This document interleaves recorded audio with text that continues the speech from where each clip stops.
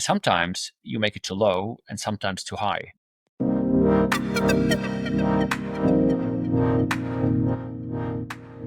Yes. So the plan is to go with a threefold discussion. We start with hiring. The next one is how to promote and how to evaluate when someone needs to be promoted or not in a job position. And the last one is firing. But yeah, let's just move forward to how to evaluate people and how to promote people, because I guess we already discussed firing. Before we go in there, one thing, because you had 10 interviews yesterday, just one question. What is your favorite interview question? What is the question that gives you the most kind of insight into a person's ability to work for Division 5? Yeah, so when it comes to technical positions, I don't really do those kind of interviews anymore, but when I've used to do them, and that's what I tell the interviewers here to actually do, is to ask about the toughest problem someone has faced. Because this tells you how they approach things. This tells you how in depth they have gone into a specific technology or a specific solution. And I've had developers who are great communicators, as we said prior to this, and they articulate so well and they name technologies on the fly, but you don't really understand the value that they have provided into that specific problem. So I tend to go deeper and say, okay, tell me more about this, or explain in more detail.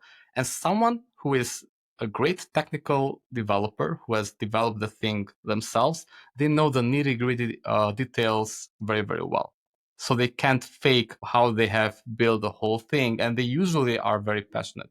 So they describe it with passion. And when it comes to managerial positions, my favorite question is, whatever role they've had, is what did you measure and how did you do that? Because if you're managing something or a company, a part of the company, then you need to measure what you're managing. If you're not measuring it, then in my perspective, it means that you're not really doing a good job. And what about you? Do you have a favorite question? So what I actually, for the most positions, my key, what I need to understand is what the motivation is. I want to know how motive, because I want to, or at least let's put it the other way. All the companies that I have worked with and that I worked with heavily relied also on intrinsic motivation. And if you understand, is someone intrinsically motivated or extrinsic motivated? We are all motivated by money and all those things. It's all fine. There's the motivation of status, etc. But there are a few drivers that really drive intrinsic motivation, and intrinsic motivation goes a long, long way. And that's this intrinsic motivation breeds that curiosity that we just talked about, and all those things, that ownership, that passion for the job, maybe. And I really want to understand what motivates them. But then I look for purpose, mastery, autonomy, basically those things, right? So what drives the person in life? There are a few follow-up questions to really understand from which angle, what have they accomplished, and do they enjoy, and are they able to work by themselves or self-organize? Why? Because we work most of the time remote first, right? So we work remotely. Paratechs, you mean? Yeah. Yes. Yeah. And also with all companies that I'm in contact with, most have remote days. You cannot control the people, right? They need to be able to organize themselves, and they need to be able to also go forward themselves. So I need to know, can you work well in an environment that values autonomy, right? That values you doing your job. And that requires obviously ownership, stuff like that. So I would be looking in a CV for, have you taken ownership for a project? And then I will ask the STAR framework. So what was the situation? What was the task? What did you do? So what was the action? What was the result? So STAR, situation, task, action, result. And that's how I kind of dig in to find those traits. And that usually works quite well. And if the people have the will, have the motivation, then you have what we started to discuss in the beginning. They're going to figure it out. They're going to learn. They want to grow, and they take the extra step. That's very, very true. So I don't use a specific framework.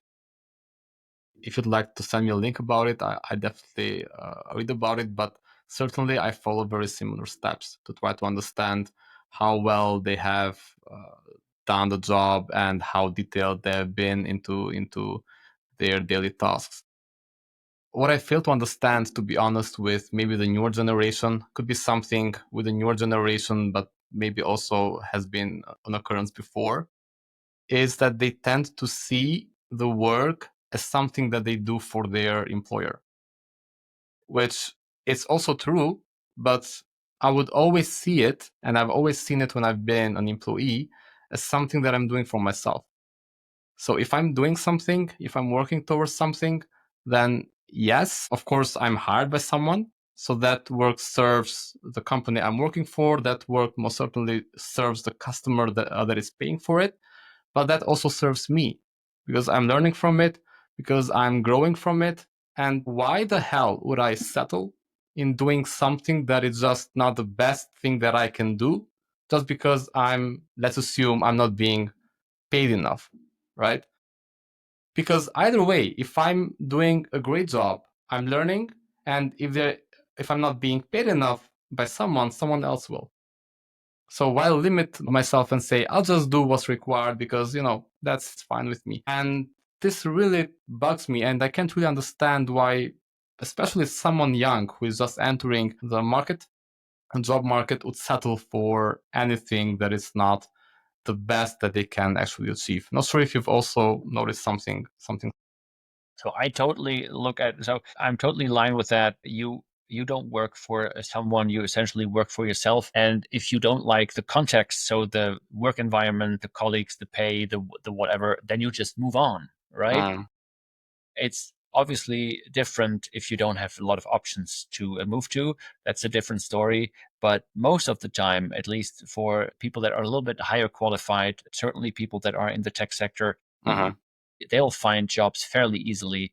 So make the best of it where you are right now. If you don't like it anymore, essentially move on. And that's also the trade-off between employer and employee. The employer provides that kind of context that hopefully people stay longer. We can also talk about retention. I think that's uh-huh, core. Rather than hiring, it's better to just have the people and not have people leave the uh-huh, company too quickly. Yeah, I totally don't understand why you would limit yourself. To be honest, there might be reasons. What I always try to have people understand is if I'm the employer, they don't work for me, right? uh-huh, I don't pay their salaries. That's just not the case. The customer does. So if this is a healthy business that has revenues, the customer pays the salary. Otherwise, somebody giving that money pays those salaries. uh-huh, But it's not me. And in the end, if you work for someone, then yes, you're working for someone. That's the customer. And I'm not coming from that angle, customer is king, etc. That's a different discussion. But yeah, the money, the investor, if you will, the person that the entity that pays the gives you money bills. Yeah, is the customer that pays your salary, etc. So let's all try to provide value so the customer keeps paying, and then everybody gets their salary, and everything is good and moving forward. But yes, you are working for yourself, because at least make the best of the time now, and then if you don't like it, move on. yeah, absolutely. And yeah, and this would definitely lead to a higher compensation. I fully believe that. And of course, I'm talking about positions that are highly qualified, like positions that we hire for at Division 5 or at Paratex. And I totally understand that there are positions who are not as blessed, let's say, and they don't have the same opportunity. But in the digital landscape, still working with the mindset that, hey, I'll just do what's enough. I don't really understand that. It's really, really bothering me for a long, long time. So, yeah, now in the perspective of the employer, how do you approach someone who wants a higher salary? So how do you approach the situation? Let's say if someone comes up and says, "Hey, I'm valued much more. I want a higher salary." What would you do, and how would you approach that? So if I think the hardest thing is when you don't, the hardest situation is when you are just finished with your application process and the last question or some of the last question is, okay, let's settle on a salary and I make you an offer. And the hardest is to actually make that offer, because you don't know that the person yet. You have half an hour of interview, maybe then a second and third round, whatever, how many rounds you do. But at some point, you're making an offer, and it's basically just from the impressions that you have. You look a little bit at the experience that they have on paper, what they said, maybe a trial kind of work thing that they did for a few hours or something like that. But then you have to make an offer, and sometimes you make it too low, and sometimes too high. Also, of course, sometimes you have it right. The problem is not when you make it too low, because then you can fix it, and that has happened quite a bit. And I saw this person is actually really good, and compared to the others on the team, I need to kind of fix it, because this person takes a lot of ownership, responsibility, really delivers results, and it's really really good. The problem is when this person is too high, because you can never go down. That's basically right. It's very hard to go down with a salary. Say, okay, I'm gonna pay you 5% or 10% or 50% less. It's hardly working out. So a salary is fixed, and then goes up only. It doesn't go down. Absolutely. So I like to build in some kind of dynamic component. And so not only have fixed salaries, but some kind of bonus structure, bonus something.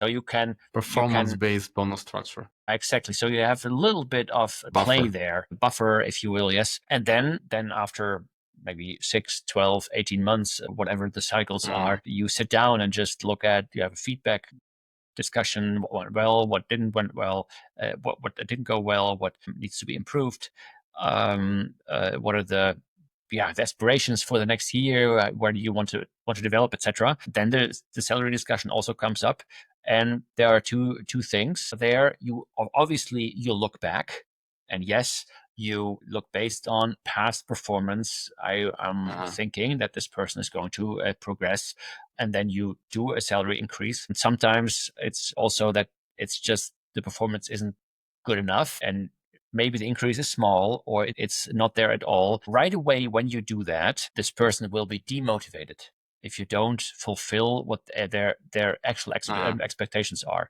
So the hardest thing is somebody coming with an expectation, I want, for example, 20% more a salary. And then you look reality, you take reality, and how do you evaluate, how you find the right salary? You look at the market, you look at the individual, the experience that they have, the responsibilities that they maybe have, maybe even their personal circumstances. Do they have kids? Do they not have kids? However you are as an employer, and also the other people that you have. And the most important thing is, so at Pirate in the past, we didn't have transparent salaries. Visual makers, for example, they have entirely transparent salaries. I love that model. Everybody knows what everybody's earning. I think it's very, very, very cool, very brave, very courageous to actually do it. But what I always said is, if the salaries of all employees, if I leave a copy somewhere by accident and somebody picks it up and they all look at it together, that they all say, oh, this is actually fair. So this is for me important. So if somebody comes up with a salary, I have all these little dots that I take into consideration, and then I think, how does that fit in? And yes, the person might be demotivated because I cannot fulfill the 20% salary, which is, at least in Germany, it's a tremendous increase. We would not everywhere. We would not increase that high usually for anyone, because everybody will know eventually. It always It will spiral leaks, down, right? yeah. Yes, it always does, and then everybody comes, and at some point the business will not be sustainable anymore. You cannot just 20% increase will eat away your margins right away. It will be very, very tough. So what do? You basically negotiate. To me, always in good faith, I just lay out why the 20% increase is not feasible. We look at performance, we look at market, we look at those things. Hopefully, I have some indications of where the market is at. Do they? Because often they also compare themselves to someone. My friend earns this. My whatever brother has this. Whatever is this, and then you have to ask, okay, what does it actually do? And then quickly, oh yeah, more experience, more, I don't know. And then I make an offer, and I'm also very, very firm in those offers. If this is not right for you, then you are very free to actually leave, because I cannot optimize for a single person. I have to optimize for the whole team, for the whole company, for the whole system, if you will. The bigger picture. No single person, doesn't matter how important they think they are, can trump the overall organization. The we always is before Bigger me, than the I. right? Yes, always bigger. And then I come with an offer that I think is fair. Sometimes, so often I look at, okay, it's a little bit on the generous part to just say, okay, I just don't want the discussion, but it gives me room for them also to further grow, but also the company to manage it, to be able to maintain it. Yeah, this is how I look at if somebody comes with the request for a salary increase. I think the best thing also is to have fixed days where you discuss salary. So not when somebody comes to just Not say, okay, we random. always do it Yeah. in the summer, in the winter, for example, we only do it once a year. We say, all right, you can come with that, but let's do it then. The place for this discussion is then, because that streamlines the whole process. You get kind of a heartbeat. People don't just come and then talk to somebody else, and then, oh, I also go to my boss, etc. And then all of a sudden you get into this trouble. Basically have fixed days, fixed spots, and maybe even kind of fixed bandwidths, where so you just say, hey, we don't do 20% salary increases here. Maybe that's just a rule. We do a maximum of, and then you say, That's okay, you fair. did a really good job. This is the maximum. You shouldn't have a minimum. Probably the minimum is just to stand still. But yeah, this is how I look at that situation. What is your experience with that? Yeah, I guess the main complexity with salary increases or with that kind of discussion is that it very quickly goes down into a perception game. So, or a value game. Like, why don't you value me as much as I value myself? Right? So people then start questioning whether you are evaluating them in the right way, whether you are compensating them the right way. And it's more like a feeling rather than something based on a reality. But as you said, we don't pay the salaries. It's the company's performance is the results which actually pay the salaries. And in Division 5's model, even more so. But that's the main complexity, that people start and take things personally. And yes, everyone wants more money. That's like I would love for a Lamborghini, right? Who wouldn't? That's how things are. And everyone would love to get more money. Everyone would love to get a higher salary. We need to be realistic, and we need to be aware, I guess, self-aware about what we have done and what we do in terms of performance and in our job position, aware for the company we're at, because there are companies who are just limited, as you said. So maybe you don't have any growth there. It doesn't need to be that your boss or your manager isn't valuing you enough. That's rarely the case. It could just be that, hey, that's the limit, and yeah, that's how it is. But what I see very common, and I've seen that through the years, is that it takes a personal shift and a very much emotional one. So what we've tried to do with Division 5 in the past year is to be as transparent as possible. So we tell people what are the salary ranges for various positions, and we have already laid down a framework when certain salary increases come. And still, even with that process being as clear as it is, still there is uncertainty. Still, the whole discussion goes into, why aren't you valuing me enough? And yeah, that's the main complexity there. Circling back to self-awareness, that's something that I found to be really complicated in many people who work for companies, at least for people who have worked here at Division 5. There is a big divergence between how the manager sees the performance of the person and how the person sees it themselves. And I would say it's quite rare for people to be fully self-aware, and for that awareness to be aligned with how the external manager sees that. Have you had maybe processes or ways how to work towards that? Because that's still a common struggle we share at Division 5. I think the most important thing for an employee is to know their definition of success, basically, of that job that they do. So, and they might have various roles, they might wear various hats. So they might have a few. So if you are a project manager, what is the definition of success for your role? When are you doing a good job? If you are a developer, what's the definition of a success? If you are a sales manager, what's the definition of a success? You need to know. That definition of success comes with 1, 2, 3, 5, whatever KPIs attached. Shouldn't be more than 5 in total. To say, okay, these are actually KPIs that are a good indicator. I'm not a super strong believer in KPIs in such a sense that they are the entire truth. Why?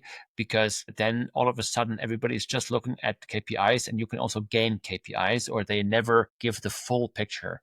But I think you should be KPI informed, but you should certainly have an idea of what success for your job looks like. And you can, even if it's not always measurable, because if you are a customer success agent or something like that, you don't necessarily only look for, I need to handle my customers efficiently. So whatever, complaints or questions or Yeah. whatever, but you want to make them happy, right? Because and that's very hard to actually measure. You look at NPS, stuff like that, but don't need to go into that. Just in general, so these KPIs are great indicators. And if you look at the KPIs, it's certainly something that you can, together with the employee look at. Also, I think very strong employees, they come into a feedback or evaluation discussion, they come informed. They say, hey, look at my numbers. They're actually really, really good. What do you say? And these employees are actually great employees, because they understood what makes their job important, what makes their job successful, Yeah. and what their value is to the company. Of course, if they have great numbers, they put you on the spot, and you also have to reward that with a salary. But bringing the subjective, so I feel I've done a good job, and this Feeling customer part. told me I Yeah. was happy, or the customer was happy with Yeah. me, to say, all right, I hope that for every employee the customer is happy, right? That's Certainly. that's what people get paid for. The question is, is that enough to increase the salary? Absolutely. Just so the customer is satisfied. Actually, that's the basic expectation, right? Then the discussion is, how much further do you drive the business? How much do you push the business further? What else did you do so the Yeah. business is doing better? And obviously, revenue and profit matter, but it's also not the only thing. It can also be other things. It can be strategic projects. It can be a lot of things where, or reach, people going onto stages, like spreading the word about the company, whatever it is. There can be a lot of things where say, hey, this is not your usual job description, but you went above and beyond to really push the company further and bring this to a new level. And that can also be rewarded. I think the most important thing is to make that discussion transparent and really have them argue. So the first thing, if somebody comes to me with, I want a salary increase, or I have done a good job, I will want to know, okay, tell me about, why did you do a good job? And that's harder to actually answer for most I agree. than because then they have to really argue, and just, I feel I have done a good job, or this customer said I did a great job, is then not enough. So that's my answer there. Make it objective, not only numbers driven, but have them lay it out, have them argue for it. But do you think that is the managers or the employer who needs to set these expectations, needs to set these KPIs, or is a person? That's a very good question. I don't really believe in the manager setting everything, but I believe in the manager looking at everything.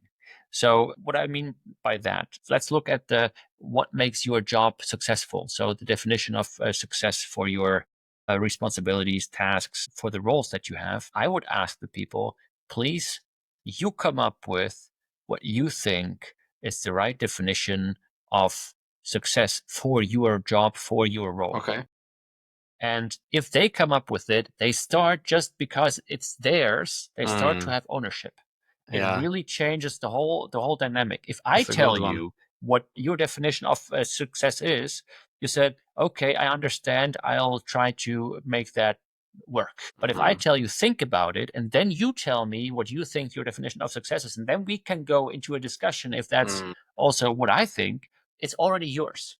Mm-hmm. And once you propose it, it's you are also connected to it, and you have much stronger ownership to actually meet Hmm. those True.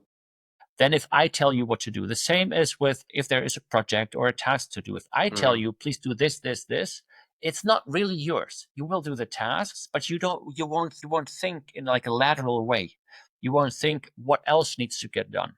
And then I, as the manager, will always be the more knowledgeable one, the one that structures things, but I don't want to have followers. I want Hmm. more leaders in the organization. So to be very selfish, so I have less work, Sure. right? Makes sense. So I have less headspace. Like I don't want to think about every project and what needs to get done there. Hmm. I want that people know themselves, structure themselves, and I can think a little bit more along the bigger Hmm. lines of things. So that's where I'm coming from, and that's how I would always manage. I will try to create leaders and not followers because that will make the organization stronger. That also sounds like a LinkedIn post. So good leaders create other leaders and not followers, which I very much agree with. Like, but circling back to what you said prior to this, you said regarding the freedom that someone has to do a good job and have feel that ownership of the task that they are tasked with. I totally see that. And I really believe that's a big difference between people who perform really, really well and people who don't really perform that well. The ones who perform very well, they own their job. They don't need to own the whole business. They don't need to think like the owner of the business. If they do, that would be fantastic, right? But they need to fully think like the owner of the thing that they're doing. Otherwise, how will they be able to be successful, as you said? How can you even be able to set the definition of success? That's a really great approach, and I really see how that shifts the mindset of people.